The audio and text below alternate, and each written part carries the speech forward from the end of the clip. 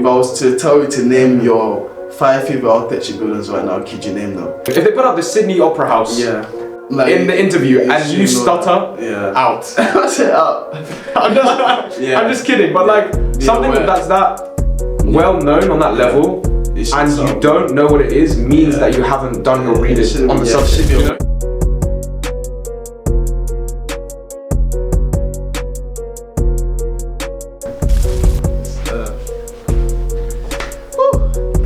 What's good, family? It's been a long time, but yeah, I'm back. If you don't know me, my name is Dami Fadun and I'm a third year studying architecture at the University of Cambridge.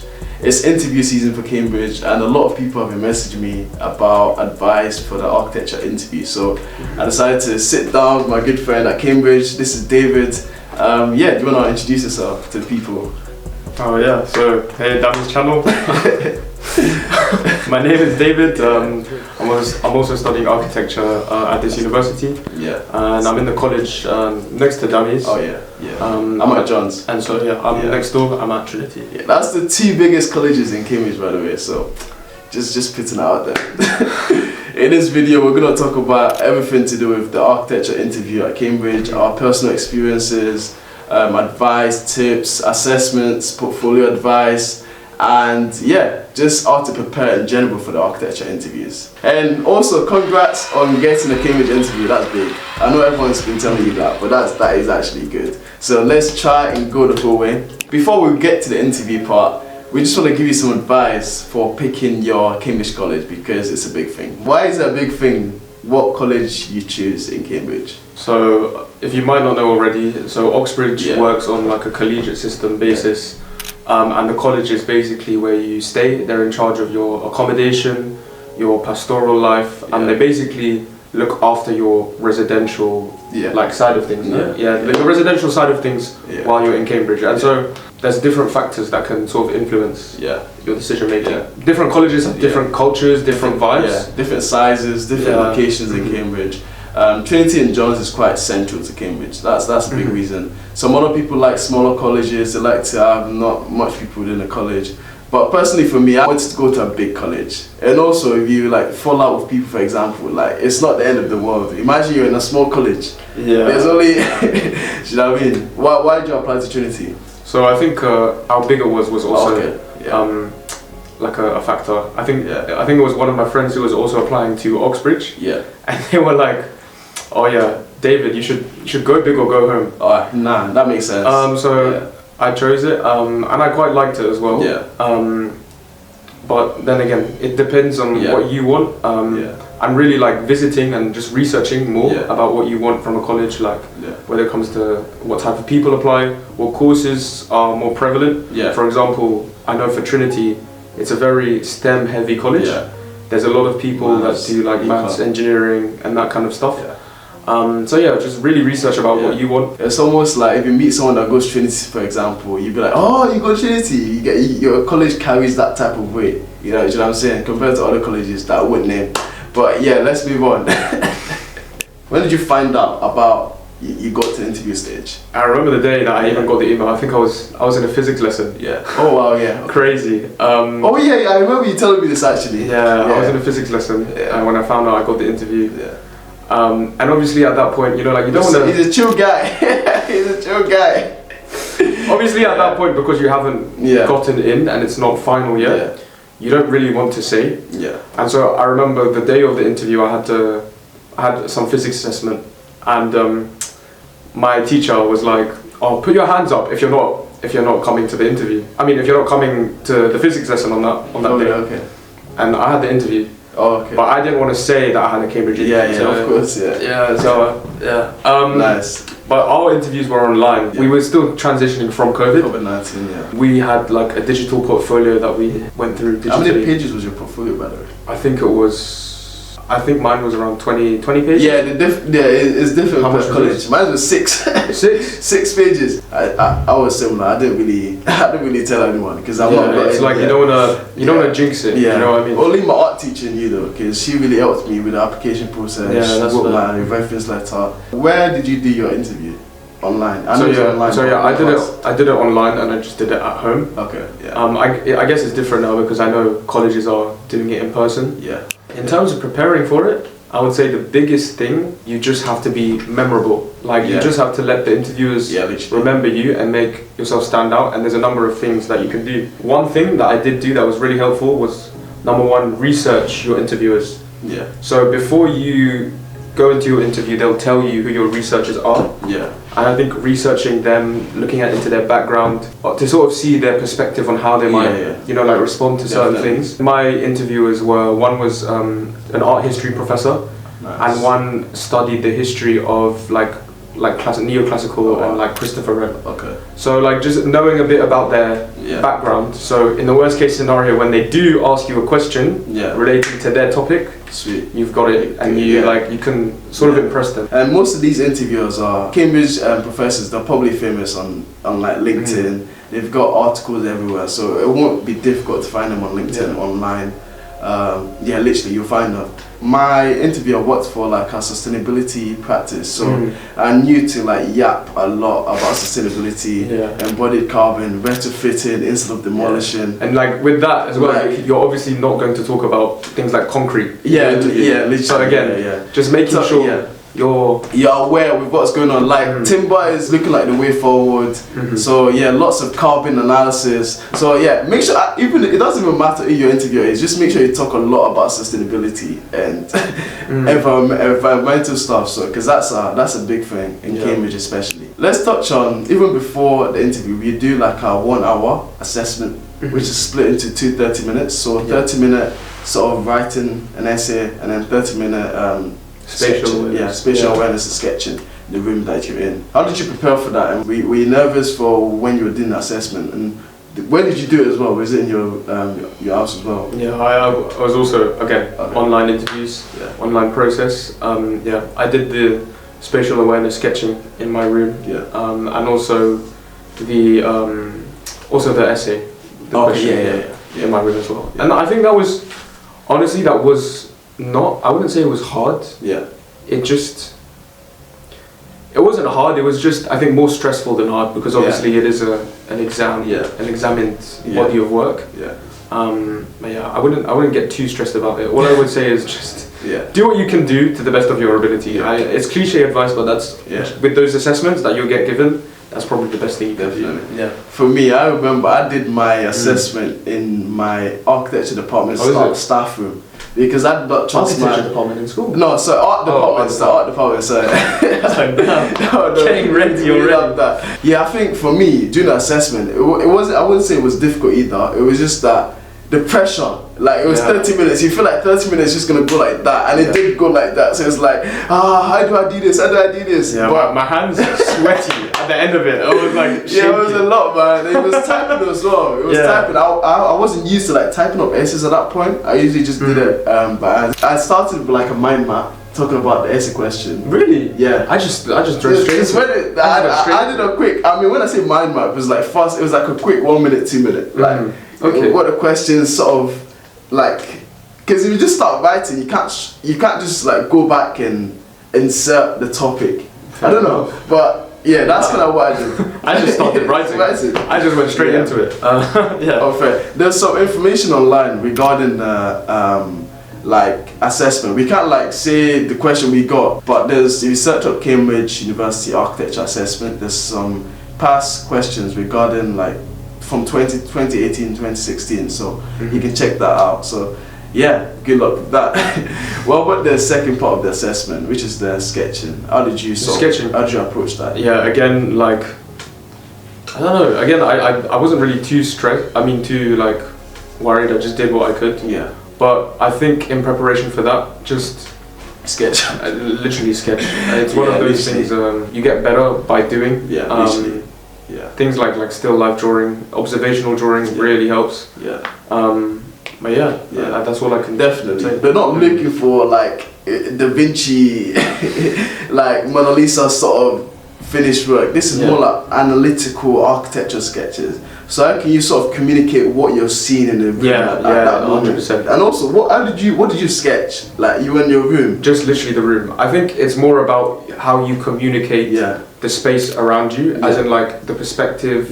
If the perspective of like the door is coherent to the perspective of the wall and the window.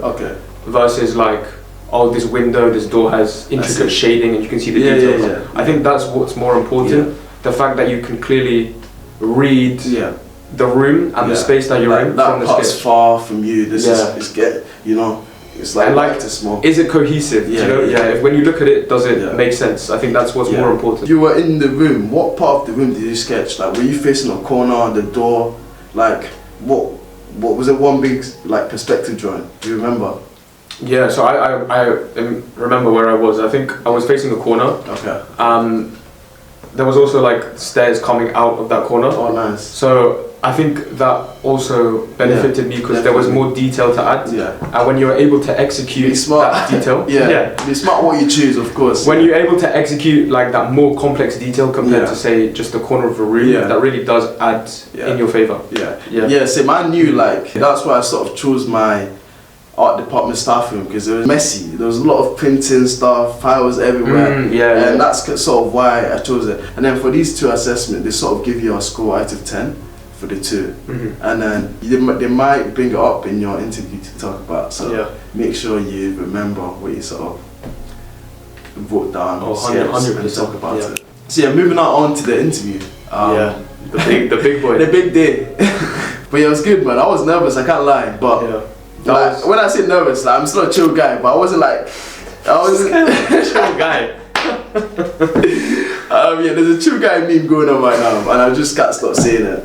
When I say I was nervous, I still brought like a lot of personality. How did you approach? Do you know what? Honestly, the Cambridge interview, by far is the most stressed I have ever been in my life. Oh wow! Nothing has nothing has come close to that. That is a lot. That's the most stressful moment I've ever had in my life. And I've had a lot of stressful moments, bro. But that was the most stressful moment of my life. Good motivation for the people. But again with the interview, like there's a lot of discourse around it, and like the way you should prepare. Like a lot of people, there's a lot of things going on when people say, "Oh yeah, you take your glasses off because you need to have eye contact, can't have reflections."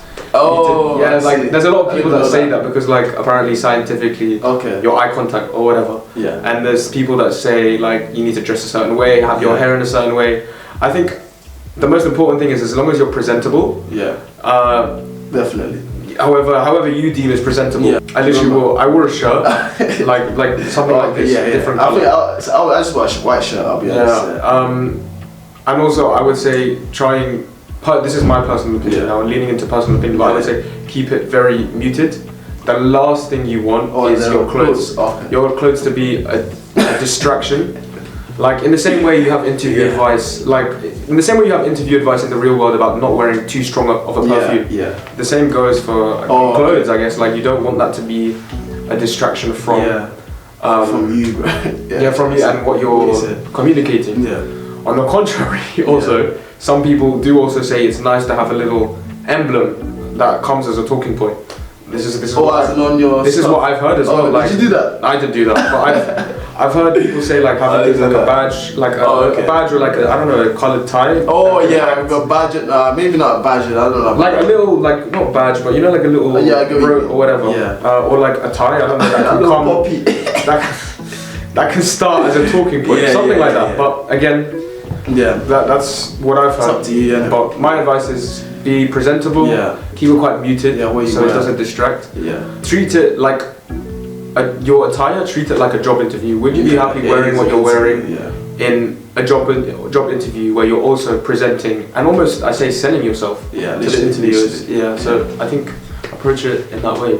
Yeah, definitely. How did you approach the interviews in terms of the way you talked and addressed the sort of interviewers? What was your tone like, and how did you talk? Okay, so a big thing that you'll hear from any Oxbridge advisor and even my advisor in sixth form and secondary school, they said treat it like a conversation.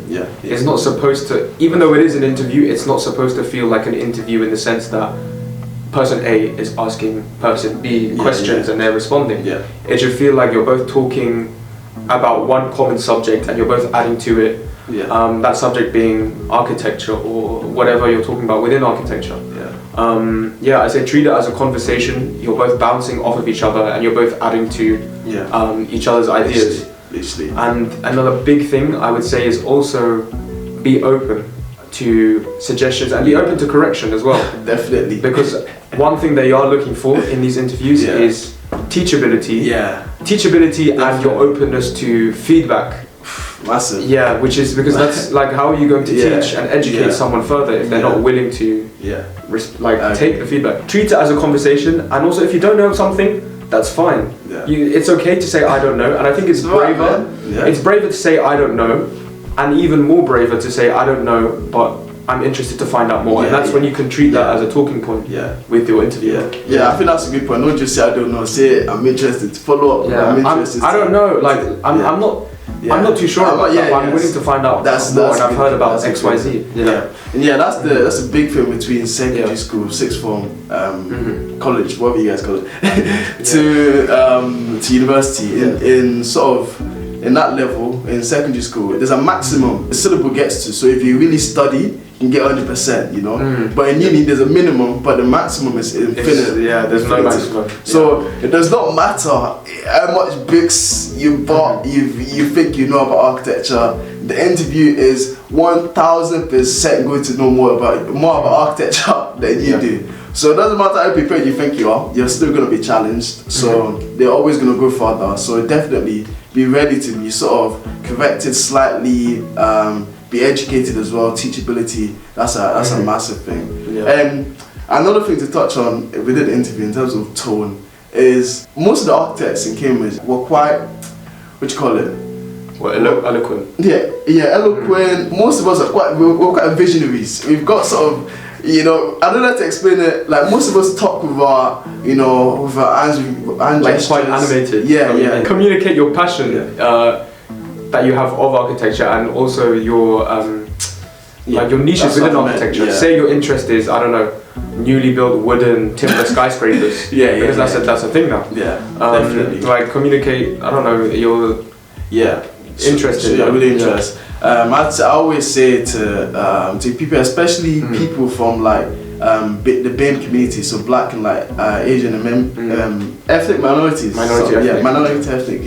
That I think always bring up your upbringing, where you're from, your roots, and how that sort of inspires your interest. You know, I mentioned a lot. I'm from Nigeria. I live in Scotland. I play the bagpipes. Like that, I'm always gonna be repeating that. That's part of me. That's part of that. That's why I like the stuff I like. So always, I don't know if you're from anywhere, always touch on where you're from, where you live, what's important about that city, and how that influenced you. I think that makes you unique. I would actually 100% agree. I think all my so a big interest of mine that I did touch on in the interview also was this idea of urbanism. And like how architecture. You're still interested in that. I'm still interested in that. Like how architecture works on the grander scale of things, like not just buildings, but say how buildings connect to a street, to a village, to a city, etc. And I mentioned, I linked that to my personal upbringing where I've grown up in London and also like in big cities. So, you know, thinking about how you've been able to, I guess, learn from your first-hand experiences and how that truly qualifies you, as having these ideas and concepts. So during the interview, what was the type of questions they actually, they asked you? Although we can't really specify the specific questions, I would say be well versed in the main architectural ideas, buildings and architects. I think it's good to know. If I was to tell you to name your 5 favorite architecture buildings right now, could you name them? Follow Instagram accounts like Riba, Arch Daily, Dezine, so you can be sort of getting architecture buildings in your feed, and most of the time they have like blogs that you can go and read as well. So just stuff like that to build up your knowledge. And again, just like I said before, just finding your passion and niche as well. What really interests you within architecture? For me, it was urbanism. I don't know what it was for you. Like, what was it? At the time, one of my favorite architecture buildings is the Oculus Transportation Hub in New York. We're on the 9/11 memorial site. Have you visited? Santiago Calatrava. I did a essay on that in school, so talked a lot about that actually in the interview. So with our interviews, and I think it still remains the same. A big part of it is going through your portfolio and talking through your portfolio. And I would say, in line with what interests you, try and find that common like thread. For example, like if you're, I'll speak on my experience because that's what I can speak on. But say I was interested in the wider city, so I had drawings of like where I'd done of like the city, and like was exploring like how I made this drawing, stitching together parts of how city maps were, and you know, just introducing that in your portfolio, which also allows you to talk about your interests in the main body of the interview. Towards the end of the interview, they will ask you if you want to sort of, if you have any questions for them. So what type of question did you ask? So I think, like I've said before, your whole point of this interview is to make yourself feel, to make yourself memorable and let them, and make yourself stand out. So I think ask a question that really, really helps them remember you and gets them thinking. So I don't know what type of question you want to ask in terms of that, but I think the question I asked, can you remember your question? I've talked a lot about how sort of, because I play the bagpipes, I sort of see how the musical work integrates with architecture. Is it? It sounds like yapping, but it's like, stuff like that, it's like, oh, that's interesting. Yeah, but that stuff like that really shows your niche, and it really makes you stand out compared to, say, if you're talking about glass skyscrapers, you know, because that's very, very normal. Yeah, generic. And that's, I made that, I sort of linked that to asking, is there any music facilities and stuff like that at John specifically, so, yeah.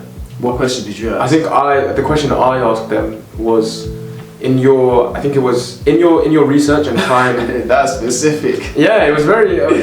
The question I asked was, in your research and your time spent in your field, what's the thing that surprised you the most? Yeah. And like, I remember, I'll never forget their reaction to that question.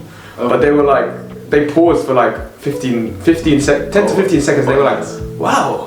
That, I've never thought about that before. But like, see, it really got them thinking, and they were like, wow, like they were really stumped because again, it's something that causes them to think. Yeah. So like when they think of you, or when they thought of me, they thought of that moment where that really got them backtracking their 15, 20, 30 years of research, of like expertise in the field. Yeah. So again, just trying to make yourself more memorable, and you are basically selling yourself. Yeah. And my advice on sort of preparing for the interview is sort of do creative extracurricular outside of architecture, or just extra super-curriculars in general.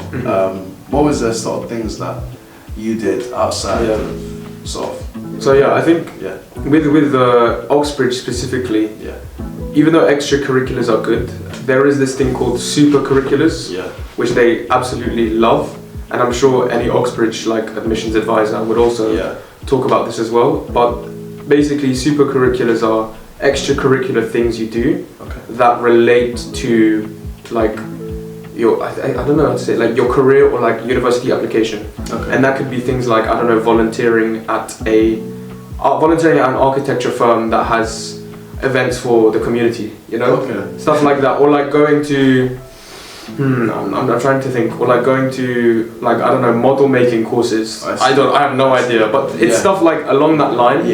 That is extracurricular, but is in line with architecture and your exactly. So they really love that, and again, showing your passion when you talk about that. It really shows to the interviewer that you're interested in learning more. And it's really for you. They're looking for sort of an holistic view of sort of creativity and art and the arts. So try to pick up something sort of creative. It will be so useful. That's what will make you stand out if you do get into Cambridge. Sort of, if you're good at photography, taking photos, if you can paint, if you can sketch. What else? What super-curriculars did you do? I did a widening participatory thing in Glasgow School of Art in Glasgow. Yeah, see, stuff like that. It was like on Saturdays for like 8 weeks. It was just like I remember the first like floor plan.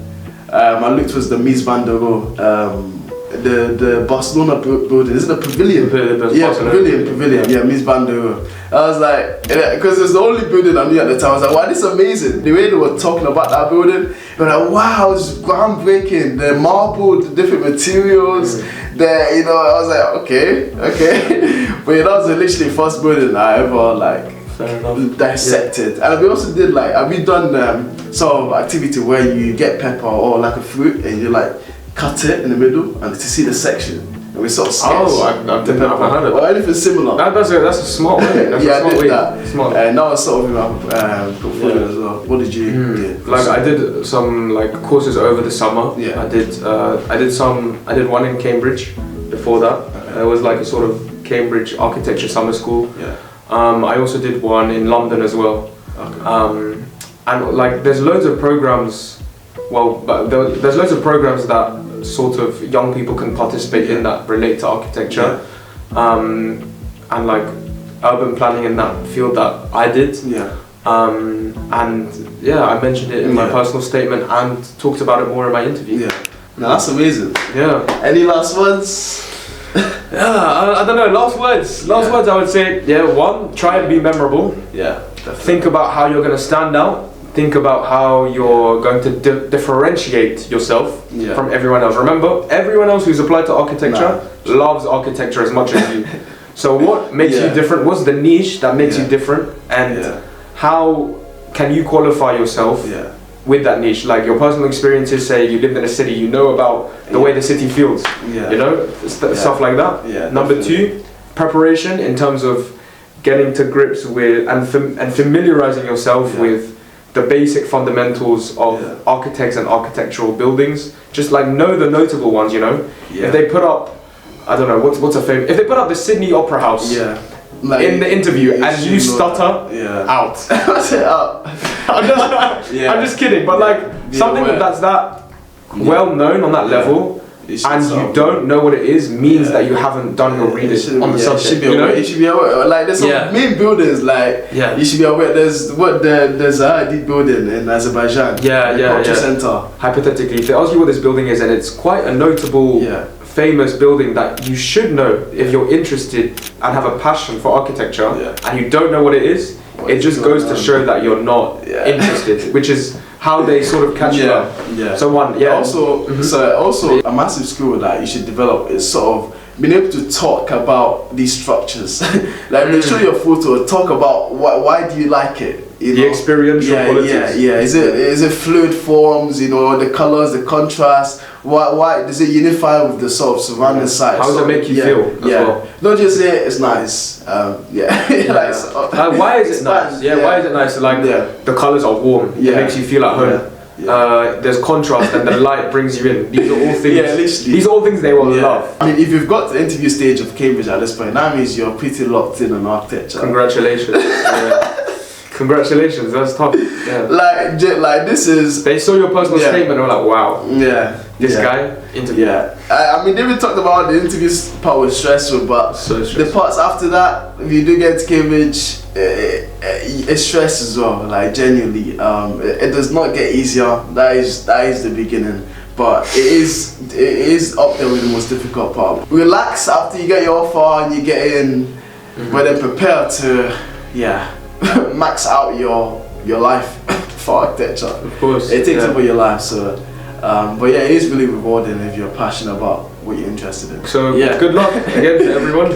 And I'll be doing more architecture content. But thank you guys for watching and good luck. I think it's next week for the interviews. Yeah, it's next week. And if you're watching this at a random time, good luck with your interview, or if you're applying, good luck with everything. And I'll catch you guys later. Of course. Over and out. Peace. We're gonna talk about what Love God, who Love God is, what Love God is, and what our mission is. So if you don't know me, my name is Dami Fadun, and I'm basically like the founder of LUVV God. If you follow our social media, you probably always see these two logos. You probably recognize the one on the left more, because that's the clothing brand. But LUVV God started on the right. It started in October 2022. I just started posting lots of Bible quotes each day, like every day for literally a year. And then I just felt like I had to do more. And then from that LUVV God came LUVV God Clothing, and that's kind of, so LUVV God Clothing functions as a business, but proceeds from the business funds the non-profit of LUVV God, which is this. So it's that collaboration that births this events that we do. So LUVV God Clothing and LUVV God. On the next slide, there's a QR code we're gonna start a WhatsApp community. So if you guys could just bring out your phones, scan the QR code, and yeah, join our community. It's just a start. Love God Clothing turned 1 on the 9th of April. So yeah, bigger and better. It's all love, man. That's what Love God is. Love, love, love, love, love, love, love, love.